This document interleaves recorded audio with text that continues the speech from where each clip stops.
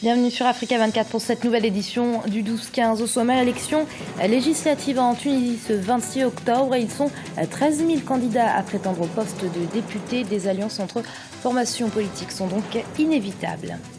Qui succédera à Abdou Diouf, secrétaire général de la francophonie? L'élection se tiendra fin novembre à Dakar. Focus dans cette édition sur l'institution qui regroupe 30 pays du continent africain, soit plus de la moitié. Agostinho Neto fut le premier président angolais. C'est également un homme de lettres reconnu pour sa poésie en faveur de l'émancipation des peuples. Un ouvrage qui compile ses poèmes traduits en français a récemment été édité. Le point dans ce journal. En Tunisie, alors que la dernière ligne droite à l'approche des élections législatives du 26 octobre se dessine, des alliances commencent déjà à se former. C'est le cas pour le parti Nida Tounes, dont le président Beji Caïd Essebsi s'est dit prêt à travailler avec d'autres formations politiques. Écoutez-le.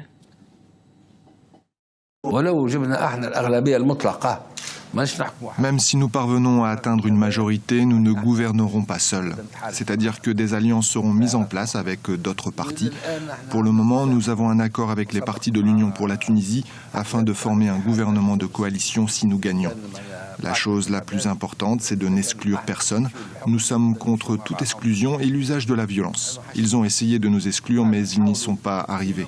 Donc nous n'exclurons personne. Nous n'avons pas d'ennemis, nous avons des concurrents. Nos rapports avec nos concurrents sont basés sur nos intérêts et les résultats que chacun de nous a réussi à atteindre.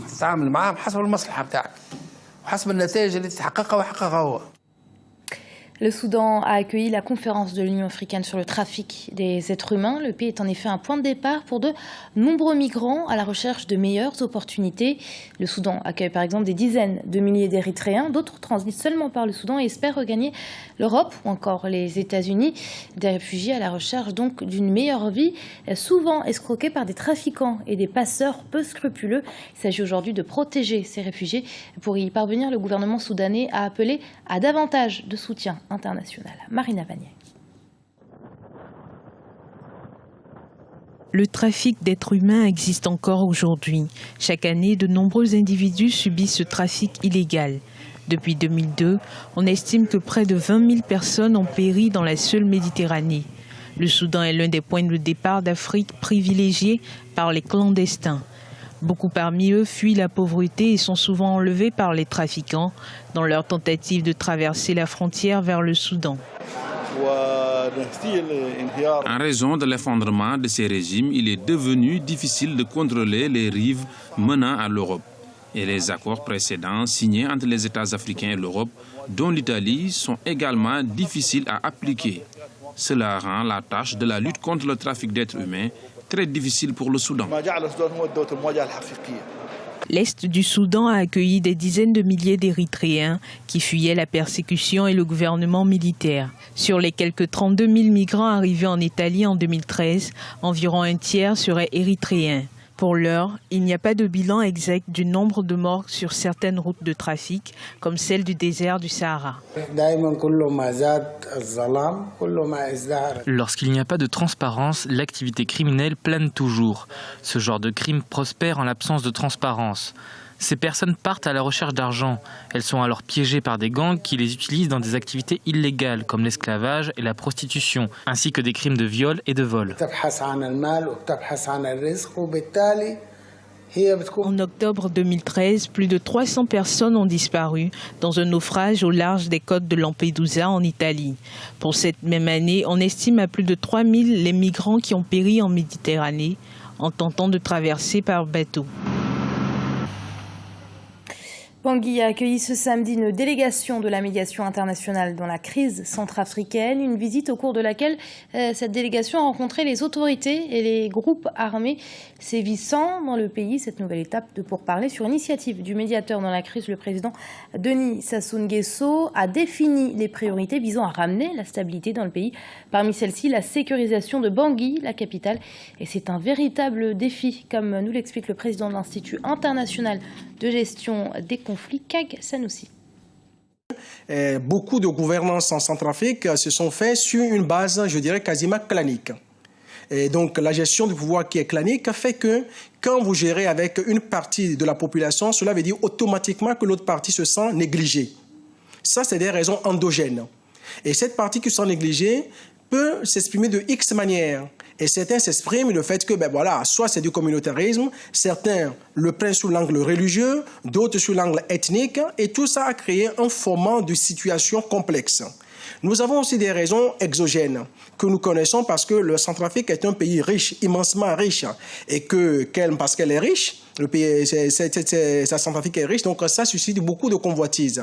Et nous pensons aujourd'hui qu'avant d'aller aux élections, il est important de revoir tous ces problèmes. La malgouvernance, les problèmes de communauté, les problèmes religieux qui se posent dans ce pays, il faut prendre le temps de les régler. Du 29 au 30 novembre aura lieu à Dakar, capitale sénégalaise, l'élection du secrétaire général de la francophonie.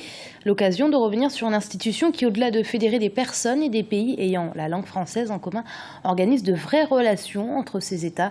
Sur le continent, ils sont 30 pays membres de la francophonie, un chiffre qui fait dire à certains que l'avenir de la francophonie est sur le continent africain. Ibrahima Diaye. Sénégal, Canada, Belgique, Haïti, le Laos ou encore la Nouvelle-Calédonie. Ils sont au total 77 pays membres ou observateurs de l'Organisation internationale de la francophonie et on les retrouve partout sur les 5 continents. 57 États et gouvernements membres à part entière, 20 États observateurs et 3 États associés. 30 pays africains sont membres à part entière de l'Organisation internationale de la francophonie. C'est dire la place du continent au sein de l'institution francophone. La francophonie, comme je vous l'ai dit, est un partage beaucoup plus africain aujourd'hui qu'européen. Parce qu'il y a plus de pays africains francophones que de pays européens, à part la France, la Belgique. On n'avait pas de pays francophones. Bien entendu, il y a le Canada, qui est un pays francophone, partie du Canada. Donc la francophonie, c'est beaucoup plus africain qu'autre chose. Donc le français est une langue de partage, aujourd'hui qui n'appartient plus aux Français, parce qu'il y a plus d'Africains qui parlent français que de Français qui parlent français. D'une organisation à caractère culturel, la francophonie est allée au fil des années bien au-delà de ses prérogatives pour certains. Mais pour ses détracteurs, les influences de la francophonie dans le monde sont minimes. La francophonie a pour objectif d'améliorer le niveau de vie de ces populations en les aidant à devenir les acteurs de leur propre développement. Un objectif qui est loin d'être atteint aujourd'hui. Je pense qu'il faudrait changer de paradigme. Il faut que la francophonie ne soit pas simplement un lien linguistique et culturel. Il faut que cette francophonie économique devienne une réalité. Il faut que cette coopération entre les jeunes du Nord et les jeunes du Sud devienne une réalité et que non seulement avec les grandes entreprises, mais il faudrait qu'il y ait une approche qui soit appliquée au niveau de la base. Donc le secteur économique local est un aspect extrêmement important à développer dans l'espace francophone, mais également il y a cette fluidité de transport des biens et services entre les pays francophones qui peut aussi favoriser le développement économique des pays francophones. L'élection du secrétaire général de la francophonie aura lieu à Dakar du 29 au 30 novembre prochain, lors du 15e sommet de l'organisation, un sommet dont le thème « Femmes et jeunes en francophonie, vecteurs de paix, acteurs de développement » est plus que jamais d'actualité. Espérance sacrée, l'impossible commencement et l'aube. Ce sont les 3 tomes qui composent Poésie complète, ouvrage qui compile les poèmes d'Agostinho Neto, premier président angolais. Un ouvrage traduit en français et édité à l'initiative de l'ambassade d'Angola en France pour rendre hommage à l'homme politique, mais aussi et surtout à l'homme de culture. Découverte avec Hanan Faro. Il fut le premier président de la République d'Angola. Agostinho Neto était aussi un homme de culture qui aimait sortir sa plume pour écrire des poèmes.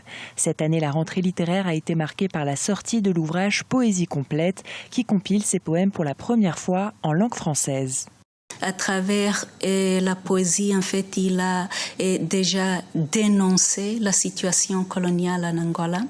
Il a ensuite mobilisé les gens et il a utilisé en fait sa poésie pour essayer également de rassembler le plus grand nombre d'Angolais à la cause de la libération nationale. Combattant nationaliste, Agostinho Neto a participé à la lutte pour l'indépendance de l'Angola obtenue le 11 novembre 1975. Médecin de formation, l'homme politique a dès le début de son parcours intégré sa mission d'homme de lettres. Et je pense qu'on ne peut pas séparer en fait le poète de l'homme politique, parce que le poète, il a véhiculé les idéaux politiques de l'homme politique justement. Et ce n'est pas exactement de la poésie lyrique. Il utilise sa poésie d'un côté pour dire aux gens, vous avez tous ou vous partagez tous le même destin parce que vous partagez tous la même situation de domination, de misère. Et pour dire aux gens également que c'est à vous de prendre votre destin en main, personne ne le fera à votre place. Espérance sacrée, L'impossible commencement et L'Aube sont les 3 tomes qui composent l'ouvrage de l'ancien président angolais. La sortie de Poésie complète est une manière de rendre hommage à l'héritage qu'il a laissé en Angola. Agostinho Neto aurait eu 92 ans cette année. C'est la fin de ce journal. Merci de l'avoir suivi. Restez sur Africa 24. L'info continue.